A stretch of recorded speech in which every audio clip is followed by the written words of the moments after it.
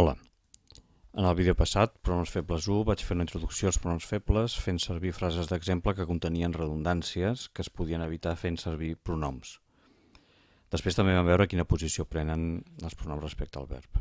Això vull precisar que ho explico des de la perspectiva del català oriental central, i que em baso en les formes estàndard, que no són les úniques. Aquestes altres també les esmentarem ocasionalment. Ara continuarem amb altres casos d'ús habituals dels pronoms febles. Per començar, imaginem això. N'hi ha un que diu: jo sempre duc el mòbil a la butxaca del davant. Jo sempre duc el mòbil a la butxaca del davant. Què li podria contestar un hipotètic interlocutor? Moltes coses, no? Però n'escric 3. I escric les frases de resposta sense pronoms. Un diu: doncs jo sempre duc la cartera a la butxaca del davant. Es fixa en la butxaca del davant i diu que el que hi du és la cartera i no el mòbil. Una altra possible resposta, algú que es fixa en el mòbil i diu: doncs jo sempre duc el mòbil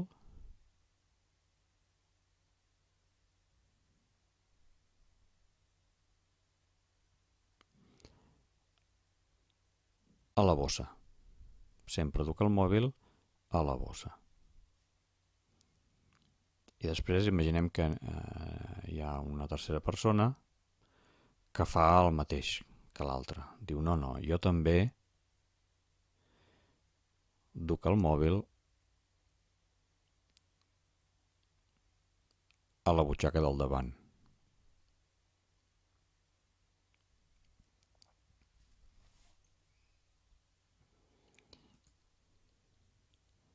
A la butxaca del davant.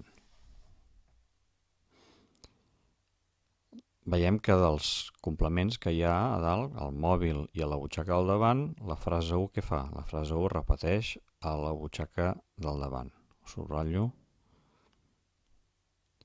La frase 2, el que repeteix és el mòbil. I la 3 repeteix tant una cosa com l'altra.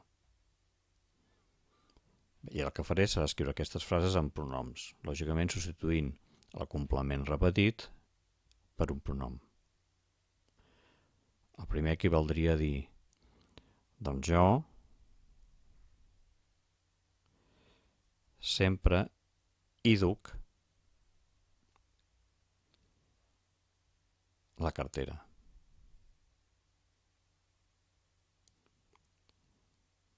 En el segon cas, si hem de substituir el mòbil, diria: doncs jo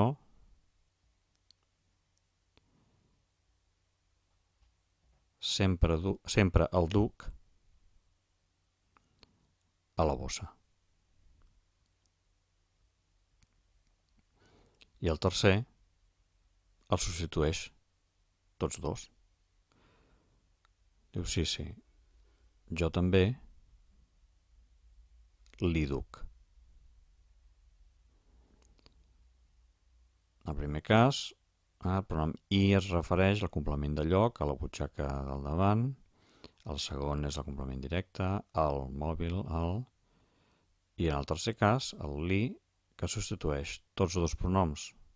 Sabeu que li és el més i.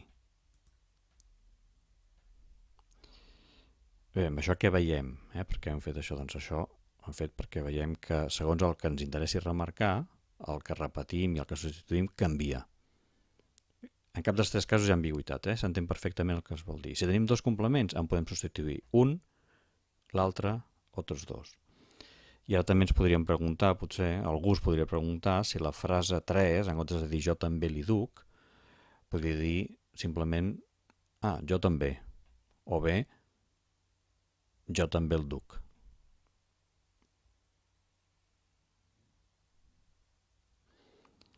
Doncs fixeu-vos. Sí, la primera frase és perfectament equivalent. El que passa que hem al·lidit per sobreentès el mòbil a la butxaca al davant. Seria gairebé la resposta més natural.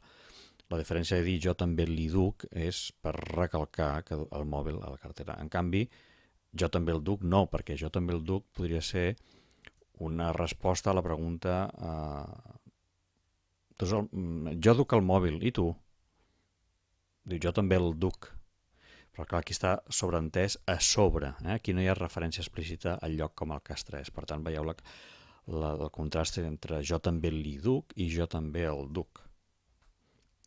És un contrast d'un matís que justament dona el pronom i. Molt bé, més coses. Ara llegim aquestes altres frases que ja tinc aquí escrites. De la 1 a la 5. La primera. He trobat l'Albert quan baixava les escales del metro. Segona. No donaré pinso al gos fins al vespre. 3. Tinc agulles de cap per donar i per vendre. 4. No passo mai per l'autopista quan vaig a Sabadell. I 5. Porta tot això a les golfes. Aquestes frases, com veieu, són com molt neutres, en el sentit que els seus elements estan disposats d'una manera, diríem, neutra. Comencen pel verb, perquè el subjecte està al·lidit, i després venen el resta de complements. Segueix l'ordre canònic.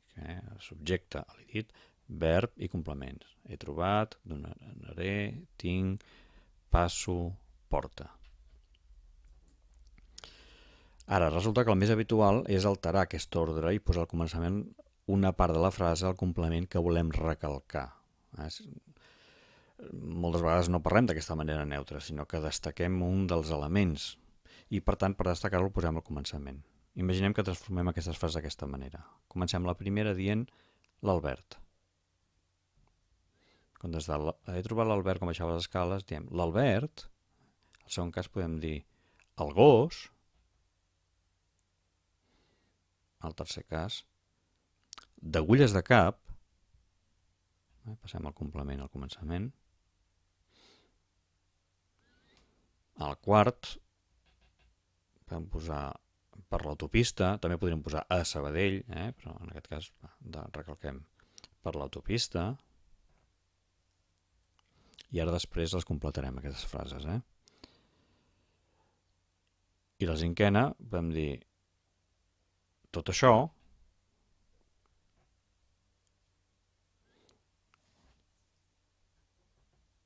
i ara acabarem les frases. Veieu que desplaçant-les al començament estem donant èmfasi en un dels elements de la frase. És una mica més expressiva. Doncs diríem, l'Albert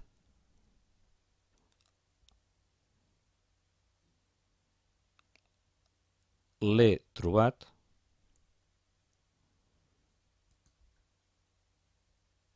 quan baixava les escales del metro.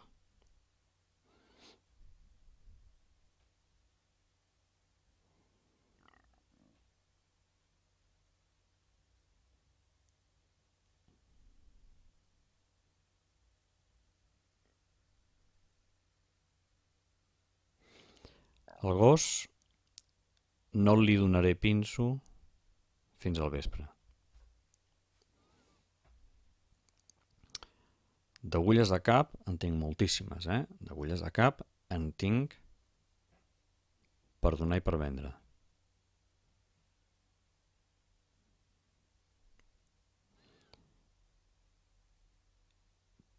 Per l'autopista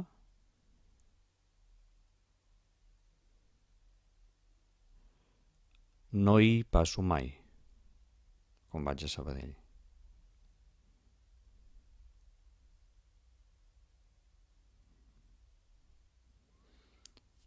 A Sabadell.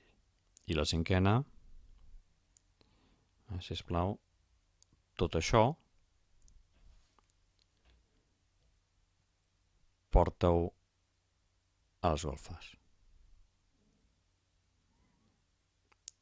Llavors, clar, el que ens interessa aquí destacar és que quan fem aquest desplaçament hem de repetir el complement amb un pronom.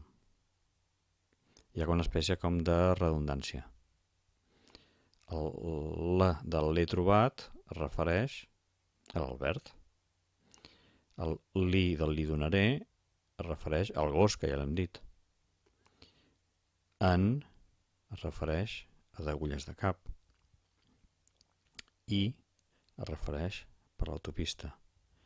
I u es refereix a tot això.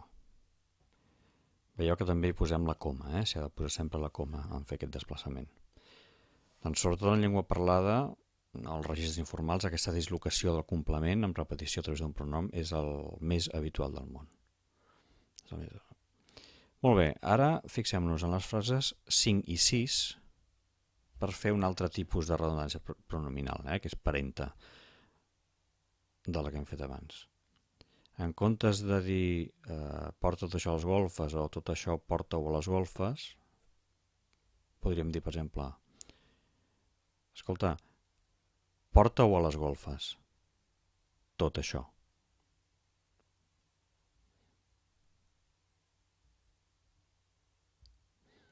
I en el cas de jo també sóc molt aficionat a anar d'excursió, posem jo també hi sóc molt aficionat, coma.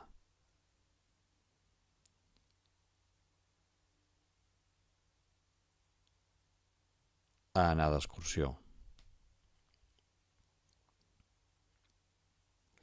Què ha passat ara? Doncs el que ha passat és que la frase ja conté d'entrada un pronom que al·ludeix un element que ja s'ha donat per sabut, que ja s'ha esmentat abans. Però al final aquest element s'acaba repetint, per voluntat de redundància, per major claredat. És molt habitual també això en la llengua expressiva. Per tant, en aquests casos també hi tenim tant el pronom com l'objecte. I el pronom al·ludeix a l'element sobreentès i també al complement que ve després. Això és molt habitual. I sense anar més lluny, per exemple, la frase que hem fet abans, en els exemples aquells del mòbil i la cartera i la butxaca, etc., a l'exemple 1, que deia, a la frase deia, doncs jo sempre hi duc la cartera. Doncs seria molt habitual completar aquesta frase repetint a la butxaca del davant, una mica per claredat. I diríem, doncs jo sempre hi duc la cartera a la butxaca del davant.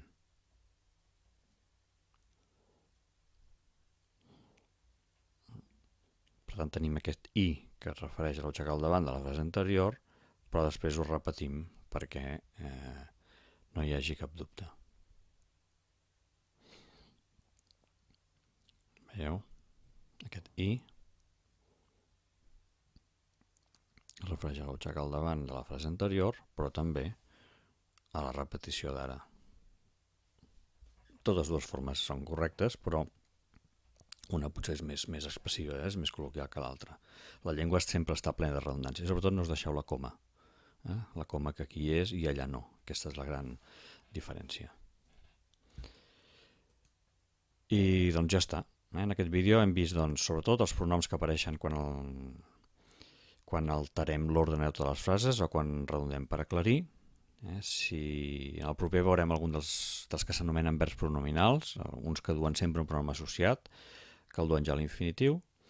I si teniu algun comentari sobre algun aspecte concret o algun dubte, doncs escriu-ho amb aquesta adreça. Doncs fins a la propera.